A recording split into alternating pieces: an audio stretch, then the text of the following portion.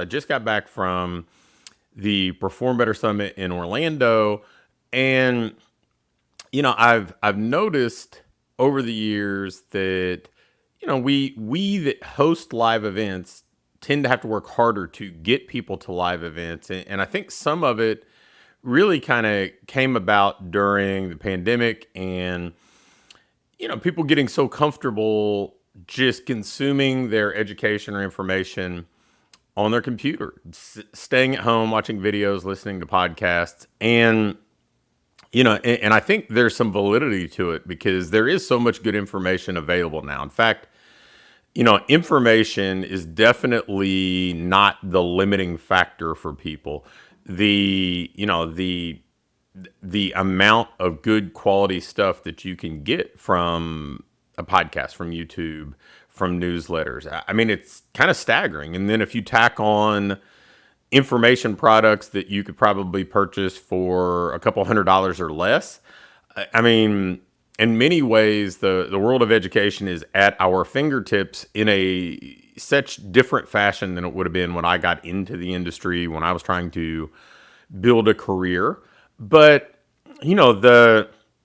I think sometimes one of the things that people miss when they try to compare the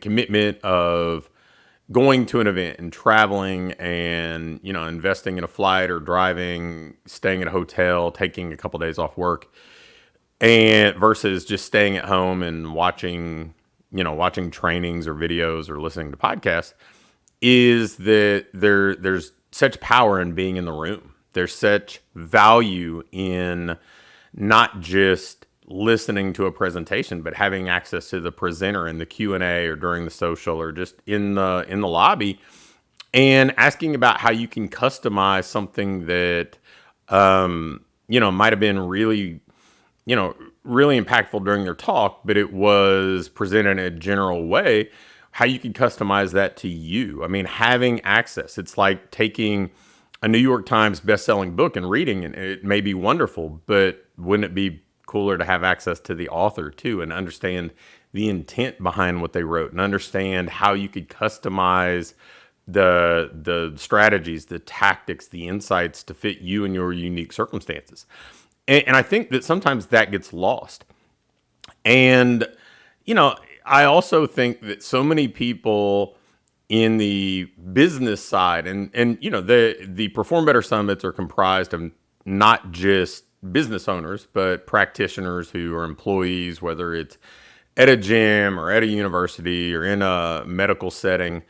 But for the business owners, so many of us talk about wanting to work on the business and not just be immersed in the business. And stepping away is a scheduled opportunity to work on the business. It's a time that you get to detach from putting out fires and day-to-day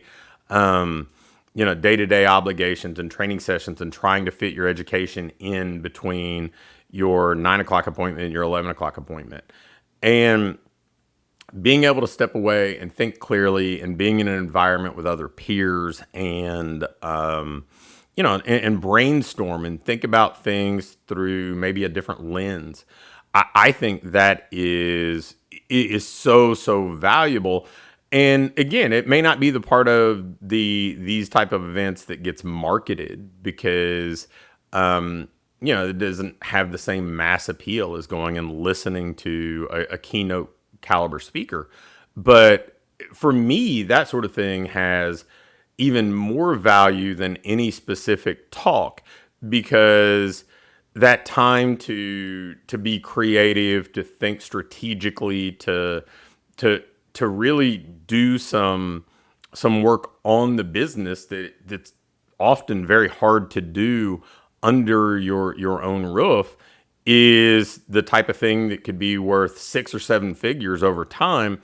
And that's something you probably just don't get from catching a training video on YouTube. But the other side of this too, and admittedly, I'm a little bit more of a seasoned person in the industry at this point, having been attending events like this for about 20 years working in the industry and then attending, conferences and summits and seminars for about another decade before that, whether it was just strength and conditioning stuff or baseball related things. And, I think that just being in the room and networking with peers, with speakers, it's been incredible. I mean, I can attribute almost every big thing that has happened to me, either directly or indirectly, to being in the room and connecting with people. And I think about just at this last event, I got to spend time talking with Eric Cressy and Mike Boyle and Todd Durkin and Martin Rooney and Mark Liebert and obviously Chris Poirier, who runs Perform Better, and Charlie Weingroff, and there's so many people. I mean, I could just keep going and going. Rachel Cosgrove, Alan Cosgrove, and it's like, man, where could I get all of those people at once? I mean, heck, if you look back at the early episodes of this podcast, I interviewed a lot of those people for the podcast, and really that was my intent. I mean, I know it's a little bit selfish, but my intent was, hey, I just want an hour's time to spend with these people that I've gotten to know and consider friends in the industry. And it's hard to do from a distance, but you can be in the room and, man, I can make more headway catching up with old friends, learning from people, getting insights that I couldn't have gotten just kind of on the record and podcasts or that sort of thing. In in a matter of 2 days, being in the room, in the lobby, at the social, that type of thing. And, if I think about, the partnerships, the collaborations, whether, I think back to an info product Alan Cosgrove and I did all the way back in, like, we launched it in 2007. We created it in 2006. I mean, that came from a conversation in the lobby at an event, right? And, and it's been like that ever since. So many people that I've collaborated with that have shared insights with me that were aha moments that moved my business forward by leaps and bounds. It's been because of that. And I also think on the flip side of it, people that have now kind of, they were maybe originally clients and have gotten involved as contributors to my business, partners, that sort of stuff. It all kind of originated in that environment as well.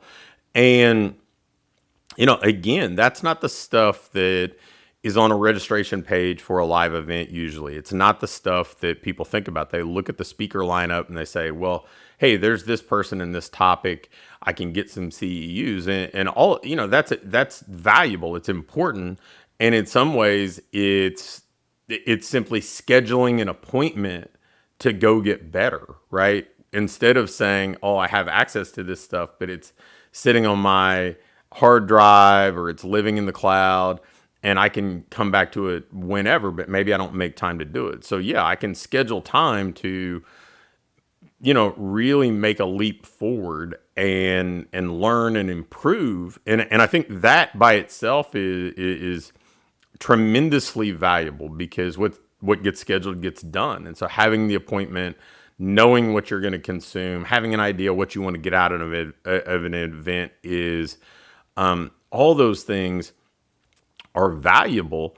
But some of this stuff that I think maybe flies under the radar for me has had just as much, and in many cases, a greater impact on my career, on my relationships, on my optimism. I mean, there's never a time that I've attended a summit and not walked away excited, motivated, optimistic for the future, knowing that, hey, I can do something pretty exciting. And there's no more just kind of spinning your wheels, no more being in neutral or feeling like things are stagnant. I mean, you always walk away really, really excited. So I know, again, that probably comes off as a little bit of a commercial, and it should, because I'm not an affiliate for these events, but I am, as a business coach, I think obligated to talk to you about how to get better. And well, I know that being in our coaching programs is something that's going to make you better.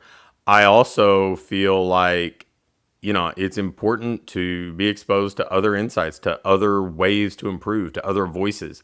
I think that obviously when you get outside of the business realm, there's so many smart people sharing their latest insights, and all these people that I alluded to and so many others, they're learning every year. And so just because you saw somebody 3 or 4 or 5 years ago doesn't mean they haven't added new tools to the toolbox. They're students as much as they're teachers. And I think that's one of the great things about this sort of event. So if you've not put it on the schedule, I'm recording this right after the Perform Better Orlando Summit. They have the Chicago event coming up. There's the Los Angeles event coming up, and then they cap things off with Perform Better Providence, which I'll speak at that one as well.